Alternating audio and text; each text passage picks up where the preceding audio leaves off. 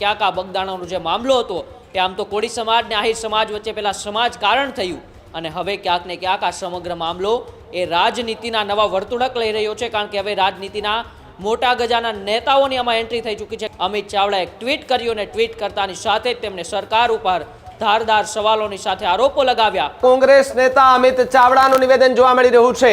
ગુજરાતમાં double engine સરકારનું રાજ ન હોવાની વાત અમિત ચાવડા કરી રહ્યા છે।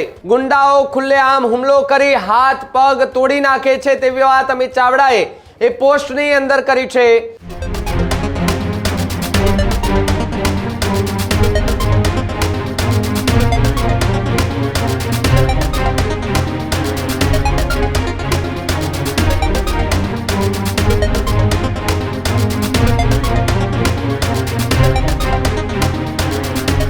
બગદાણાની બબાલને મામલે હવે અમિત ચાવડા જે છે તેનું નિવેદન સામે આવ્યું છે અને રાજનીતિ હવે જે છે તે થતી જોવા મળી રહી છે। ત્યારે બગદાણાની બબાલને લઈને મોટા સમાચાર સામે આવી રહ્યા છે કે જ્યાં કોંગ્રેસ નેતા અમિત ચાવડાનું નિવેદન જોવા મળી રહ્યું છે।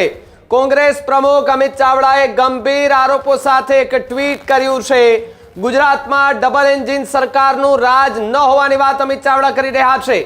ગુજરાતમાં દાદાઓનું રાજ ચાલે છે તેવો આરોપ અમિત ચાવડાએ લગાવ્યો છે। તો બીજી તરફ બગદાણાના કોળી સમાજના આગેવાન પર જાનલેવા હુમલો જે છે તે થયો છે તેને લઈને અમિત ચાવડાનું આ નિવેદન જોવા મળી રહ્યું છે।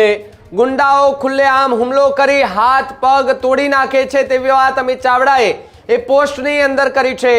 હુમલો કરાવનારા કોણ તેની તપાસ કેમ નથી થતી તેવી પણ વાત અમિત ચાવડાએ કરી છે।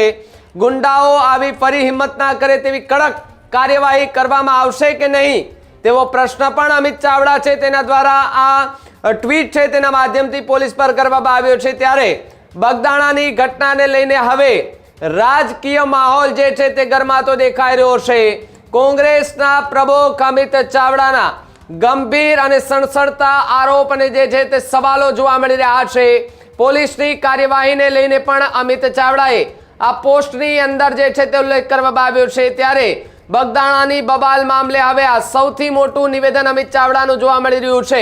ગુજરાતની અંદર ડબલ એન્જિનની સરકારનું રાજ ન ચાલતું હોવાનો આરોપ જે છે તે અમિત ચાવડા લગાવી રહ્યા છે। ત્યારે છેલ્લા 48 કલાકથી બગદાણાની બબાલને લઈને ગુજરાતભરની અંદર હાલ તો ચર્ચાનો વિષય જે છે તે જોવા મળી રહ્યો છે। આજ મુદ્દે વાત કરવા માટે ઉમંગ મારી સાથે જોડાયા છે। ઉમંગ, જે રીતે બગદાણાની બબાલ ક્યાંક ને ક્યાંક કોળી સમાજના જે આગેવાનો છે તેમાં આક્રોશ જોવા મળી રહ્યો છે કે જે અમારા સમાજના આગેવાનો પર થયું છે તે આરોપીઓ ઉપર કડકમાં કડક જે છે તે સજા થાય, અને એની વચ્ચે કોંગ્રેસ નેતા અમિત ચાવડાનું ધારદાર ટ્વીટ જે છે તે જોવા મળી રહ્યું છે। જી બિલકુલ ભાવિક, આમ તો છેલ્લા 3 દિવસથી ગુજરાત રાજ્યની અંદર સૌથી બહુ ચર્ચિત જે મુદ્દો છે એ મુદ્દો એ બગદાણાની અંદર જે બબાલ થઈ, બગદાણાના સરપંચ પરિવારમાંથી આવતા નવનીતભાઈ ઉપર જે હુમલો થયો અને હુમલા બાદ લોક સાહિત્યકાર માયાભાઈ આહિર અને તેમના પુત્ર જયરાજ આહિર ઉપર આરોપો લાગ્યા। તે આરોપો બાદ ગઈકાલે રાજુલાના ધારાસભ્ય અને કોળી સમાજના આગેવાન હીરા સોલંકી હોસ્પિટલ ખાતે પહોંચ્યા।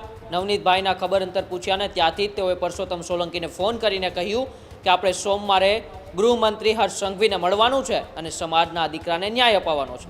ત્યારબાદ હોસ્પિટલ બહાર જ હીરા સોલંકી એક નિવેદન આપે છે।